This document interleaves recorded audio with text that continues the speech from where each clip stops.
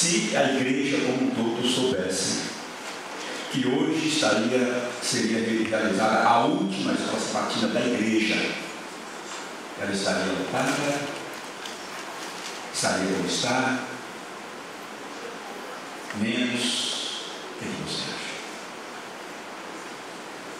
Eu disse hoje na escola sabatina, na vigília, que alguém disse o seguinte: você deve viver cada dia como se fosse o último dia da sua vida, porque um dia você vai acertar, que será o último.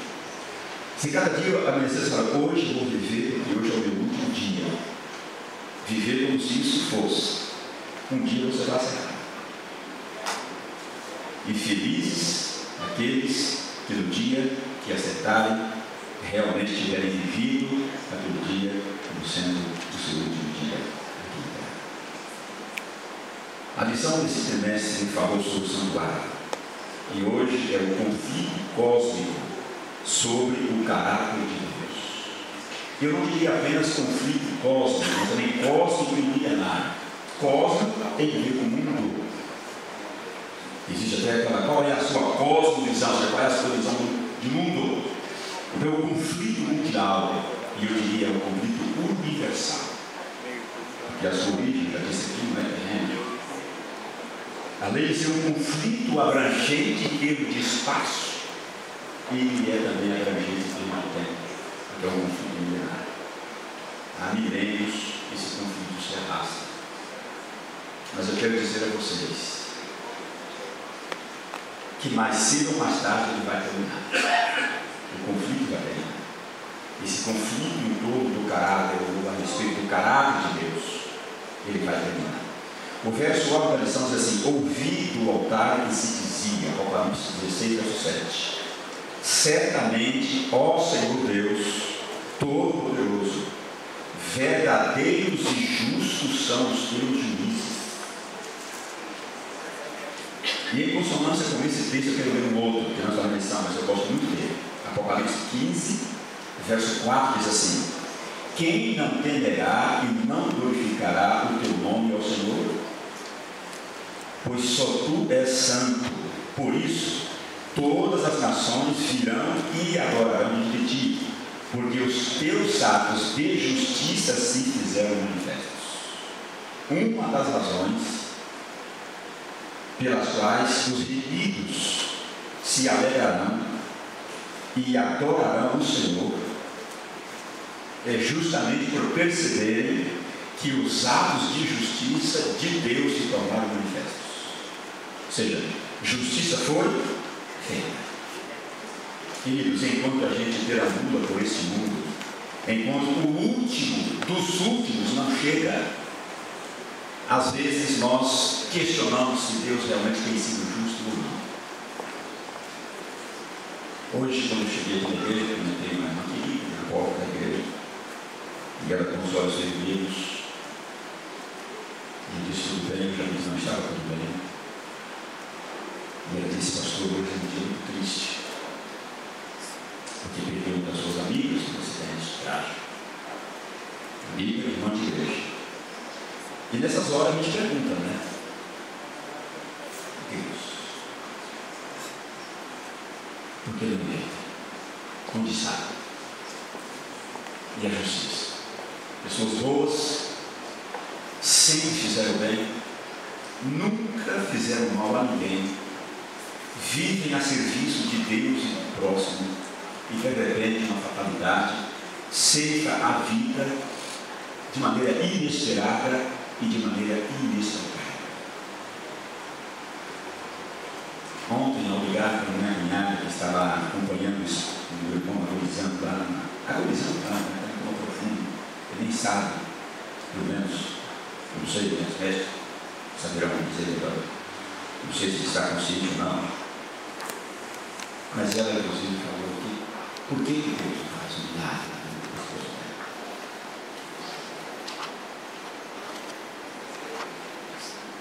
Então, todos esses questionamentos nós temos que ver com o caráter de Deus. Isso é um grande conflito cósmico milenar. E se é cósmico, você não está fora dele. Se não fosse um conflito cósmico, você poderia estar fora, mas é um conflito cósmico. Envolve tudo e todos. Você está dentro. Você faz parte.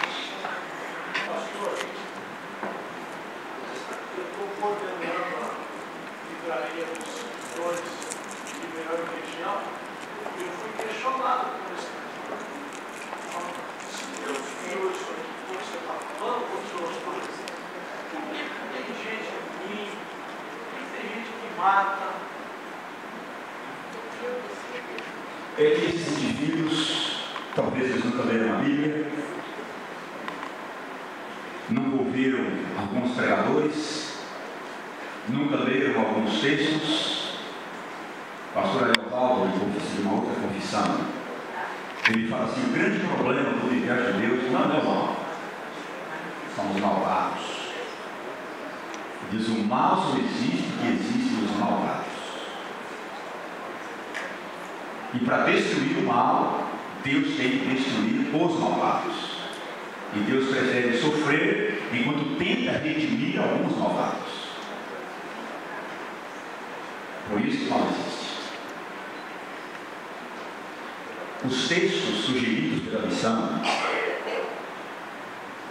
para a leitura da semana são vários. Como o nosso tempo normalmente é um tempo escasso em si, eu resolvi selecionar 3 desses textos para a gente considerar. O primeiro é o de Ezequiel, capítulo 28, 12 e 17. Não precisamos ler. Acho que você estudou a lição e não precisamos ler esse texto, e ele faz parte da lição do domingo. Revolta no santuário celestial. Eu já falei muito sobre isso aqui e vou só dar mais uma pincelada. Como é que você explicaria uma revolta no santuário celestial? Eu vou mais longe. Essa revolta não foi apenas no santuário, foi no lugar santíssimo do santuário. E eu diria à direita de Deus, do trono de Deus. Uma revolta de um ser perfeito, num lugar perfeito, rodeado de outros seres perfeitos, guardião do trono de um Deus perfeito. Esse ser resolve revoltar-se contra a perfeição absoluta que é Deus. A Bíblia chama isso de mistério. A Bíblia chama isso de mistério da iniquidade. O mistério não se explica, o mistério se aceita. E eu pergunto: você tem dificuldade para aceitar o mistério do mal? E eu não tenho. Como que eu vou ignorar? Como que eu vou sequer pensar que o mal não existe, se eu sou vítima todos os dias dele? Como? Você tem alguma razão para você questionar que existe um mistério chamado o mistério da impiedade? Ou o mistério da iniquidade? Eu acho que ninguém tem motivo para questionar. Ninguém vai duvidar que esse mistério existe. São mistérios que explica, tem que aceitar. Querendo ou não, de bom grado, de mau grado, você tem que aceitar que o mal existe. E você é vítima dele a todos os instantes. Pastor, tem certas coisas que Descartes, o Valdir estudou junto comigo, era filósofo francês. Ele duvidava de tudo. Ele falou: penso que o amor existe. Não tem como ele duvidar que ele existe. Exato, ele estava duvidando. Esse filósofo, ele tentava duvidar de tudo. E chegou um momento que ele falou: eu queria duvidar da existência dele. Agora, como vai duvidar da existência dele? Se ele pensa que não existe, é porque ele pensa. E se ele pensa, é porque ele existe. Como é que alguém vai pensar sem existir?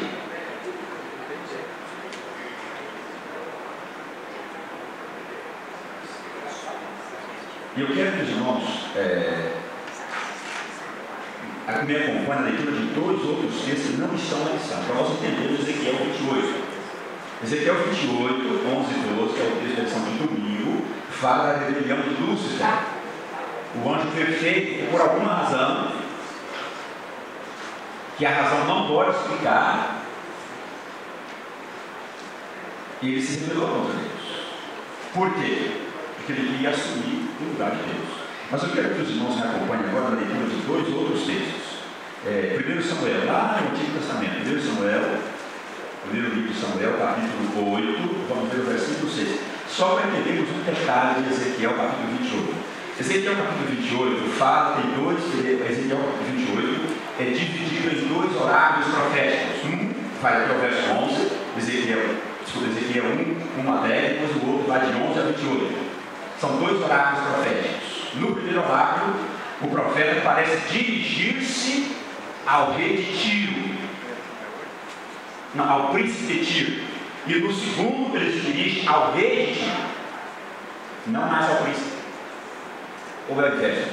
Confusão. Vamos lá olhar isso aqui antes. A gente pegar essas coisas assim de cor é meio complicado, não é? Ezequiel: veio a minha palavra do Senhor dizendo: filho do homem, levanta uma lamentação contra o rei de Tiro. Isso, começa falando do rei de Tiro. E no segundo oráculo vai falar do príncipe de Tiro. Por que o profeta chama o líder, o governante de Tiro, no primeiro momento de rei e no segundo momento de príncipe? Por quê? Você vai entender isso agora.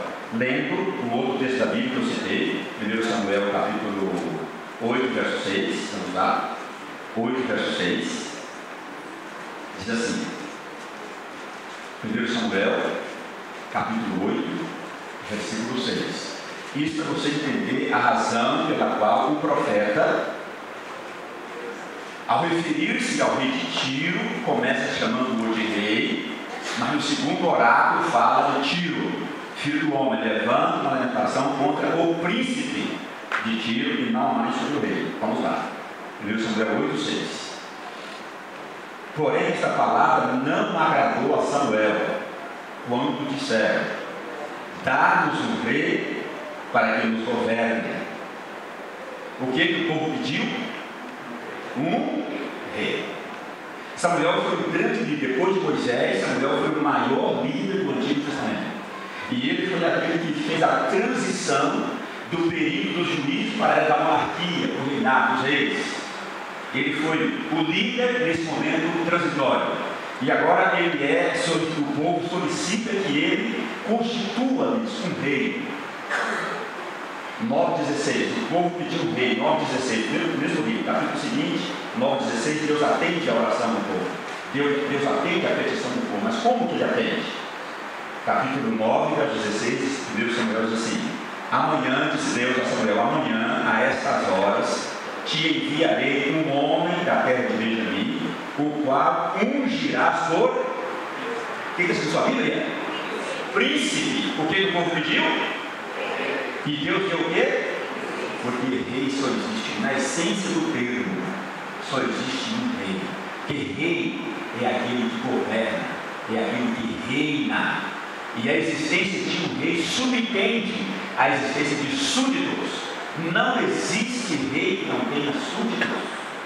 Do contrário, não é rei.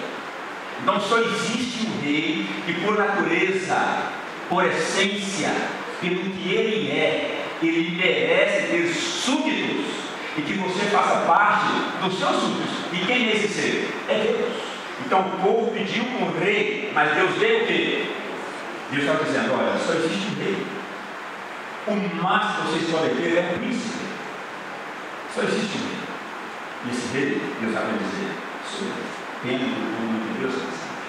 Sabe que você viu com Deus? Queridos, dentro desse contexto de conflito milenar, de conflito cósmico, ele disser que você e eu entendamos isso, que só existe um rei que reina, e que você não ser súbdito nesse rei. Deus viu o príncipe. Então, quando diz Ezequiel, quando o profeta diz, se você analisar Ezequiel 28, ele está se dirigindo ao rei de Tiro. Mas no primeiro oráculo, primeiro texto de Ezequiel, ele está se dirigindo, não é a pessoa do rei de Tiro, não é a pessoa. Ele está se dirigindo a Lúcia, que quis fazer-se rei. Então ali você percebe o profeta oscilando. Ora ele fala do rei de Tiro e ora ele fala do príncipe, ele alterna entre o príncipe e o rei. E é interessante, em João 12, verso 30, não estou pela minha memória, Jesus reconheceu Satanás como príncipe deste mundo, mas nunca o reconheceu como rei. Satanás é príncipe, mas não é rei. E é interessante, no hebraico há uma distinção entre as palavras, não são iguais. Quando você lê aqui o povo de um rei, é uma palavra no hebraico. Quando fala de Deus de um príncipe, é outra palavra. Governa, manda, mas o poder do príncipe é menor do que o poder do rei. A abrangência do príncipe é menor do que a abrangência do rei. E lá em Ezequiel também o hebraico faz distinção. Quando fala rei no primeiro oráculo, é uma palavra. Quando fala príncipe no outro, é outra palavra, para mostrar que o profeta se refere a dois seres diferentes. A dois seres diferentes. Agora é lógico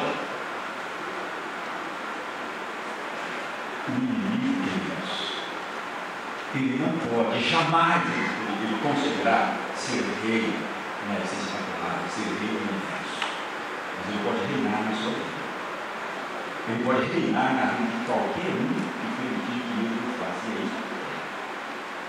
E o conflito milenário, o conflito cósmico, inclusive quando se aplica ao indivíduo, e você deve entender isso aplicando para você, o conflito exatamente é quem é que vai reinar na sua vida. O conflito é esse.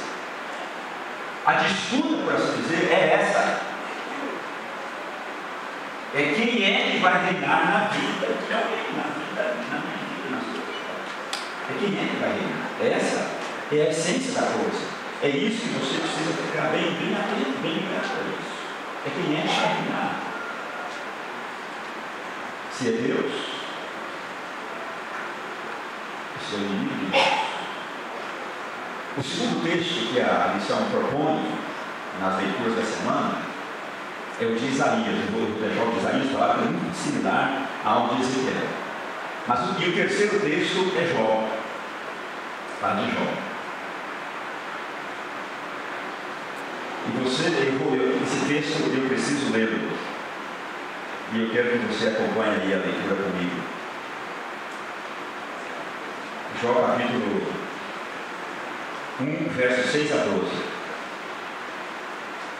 No dia em que os filhos de Deus vieram apresentar-se perante o Senhor, veio também Satanás entre eles. Então perguntou o Senhor a Satanás: de onde vens? Satanás respondeu ao Senhor e disse: de rodear a terra e passear por ela. Perguntou ainda o Senhor a Satanás: observaste, meu servo Jó? Você consegue notar que quem provoca o diabo é Deus? Deus é que, usar uma expressão bem popular, Deus é quem cutuca o diabo. O diabo está lá na reunião, sim, está lá. Deus é quem provoca. De onde você vem? É Deus que pergunta. É Deus que provoca o diabo.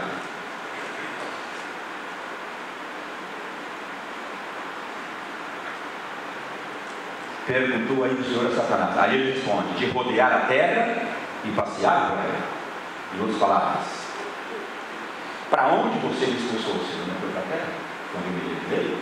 Quando da rebelião no santuário, como diz a lição, para onde você me expulsou? Quando ele veio? Não foi para a terra? A minha prova de capítulo 12. Ele foi expulso para a terra.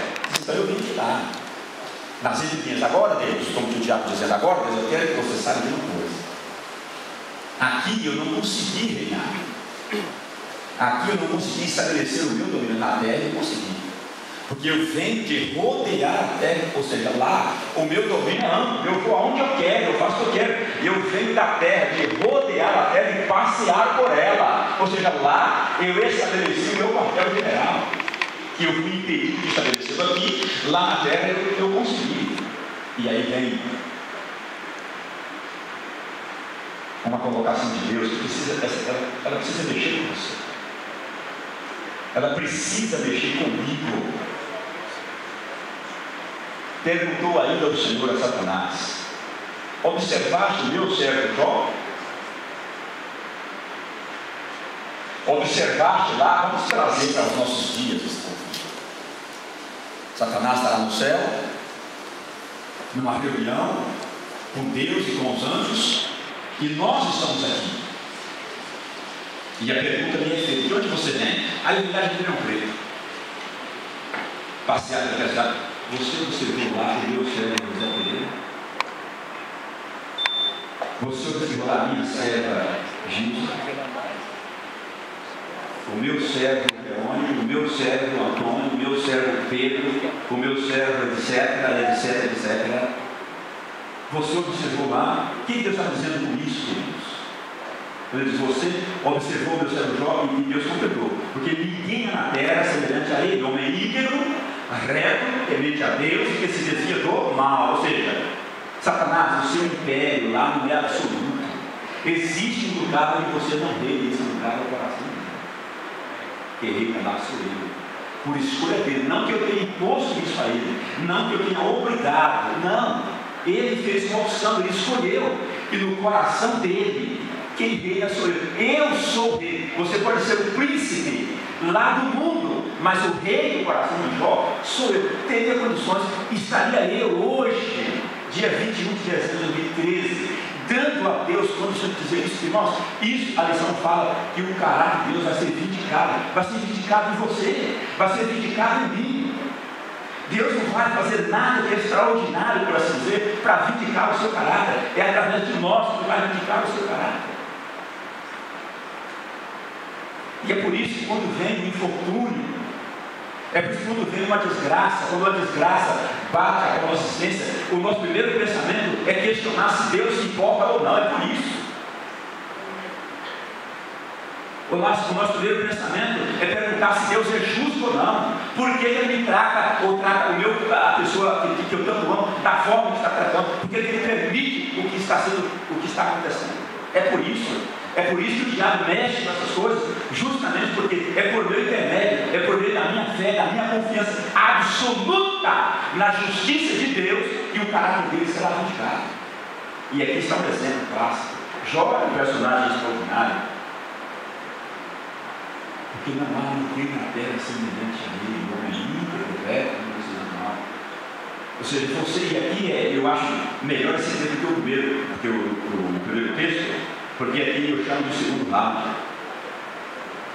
Então respondeu Satanás ao Senhor: porventura Jó debalde tem a Deus? Ou seja, por debalde, às vezes tem umas palavras assim diferentes, né? O negócio de debalde não tem nada a ver com balde, não. Ou seja, porventura Jó em vão, ou Jó sem interesse, serviria a Deus. Não é balde ou baldinote, não, gente. Ou seja, e aí vem: o Senhor abençoa tudo que Jó faz. Irmãos, o que está aí por trás, sutil nas palavras de Satanás? Deus, o Senhor não é merecedor da atenção do homem. O Senhor não é merecedor do respeito do homem. Se há um único homem lá na terra que o Senhor se refere, que esse é íntegro, é reto e te teme, é porque o Senhor está comprando a integridade dele. O Senhor está dando as coisas para ele. Então, Senhor, em troca, as pessoas fazem qualquer coisa. E não é isso que acontece hoje. Em troca de bens materiais, as pessoas vendem a sua própria alma. As pessoas vendem a alma ao diabo em troca de bens materiais. Imagine vendê-la a Deus. Seria muito mais fácil. Que Jó está sendo acusado aqui. E esse é o conflito. Irmãos, e há muita gente boa, gente que nunca foi preso sem razão, que estão vendendo uma integridade, ainda que a Deus. Eu tentando, vendendo lugar que Deus não compra. Deus não age dessa forma. Mas há muita gente hoje, queridos, procurando servir a Deus em troca de algo.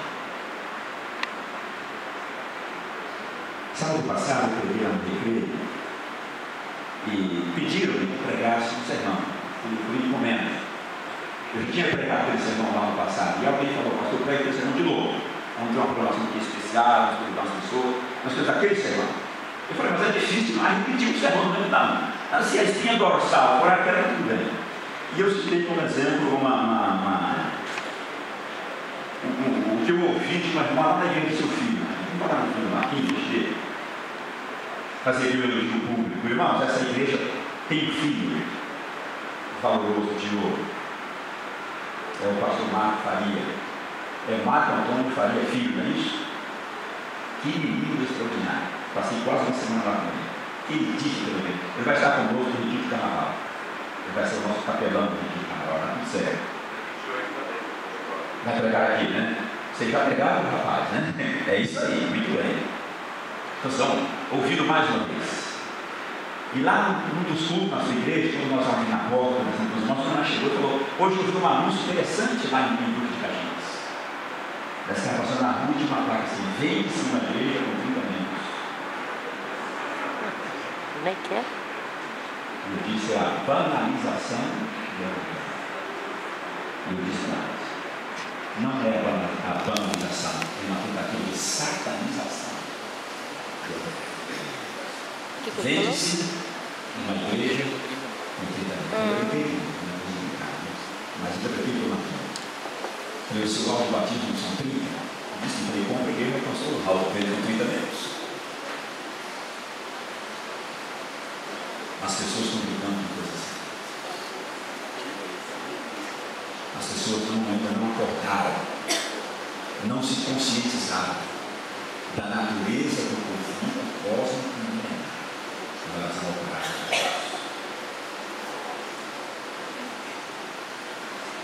E as pessoas continuam vendendo, ou tentando vender a fé, vender a integridade, vender a religiosidade, vender a obediência, em troca de alguma coisa que porventura Deus possa nos conceder.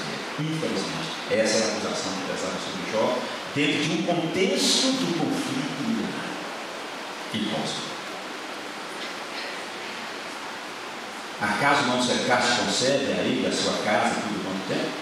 A obra de suas mãos abençoaste, os seus bens se multiplicaram na terra. E agora vamos dizer: estende, porém, a mão e toca-lhe tudo quanto tem, e verá se não blasfema contra ti na tua face. Não é uma tentação quando o infortúnio lhe visita você deixar Deus para lá. É uma tentação. Quando você clama e nada de especial acontece, as coisas vão de mal a pior. A tentação é muito grande. Será que Deus importa? Será que compensa eu continuar com essa minha fidelidade? A Deus contou hoje na vigília, no testemunho. Desempregado, recebendo o salário do desemprego, e ele pensando: devo continuar sendo fiel, já que estou desempregado, devolvendo os meus filhos, devolvendo os meus pais? Devo continuar? Vale a pena ser fiel se Deus me tirou do emprego?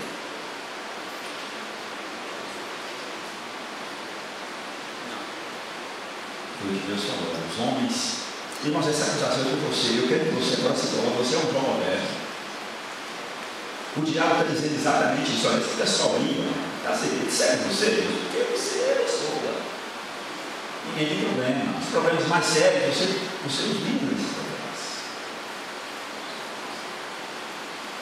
Estende, porém, a mão, toca-lhe tudo quanto tem, e verás se não blasfema contra ti na tua face. Ou seja, Deus, faça um teste. Coloque essa gente, coloque esse camarada chamando Jó, coloque ele em prova. Faça um teste. Estende a sua mão e tira os bens dele. Se Deus tirasse todos os seus bens, fala no período.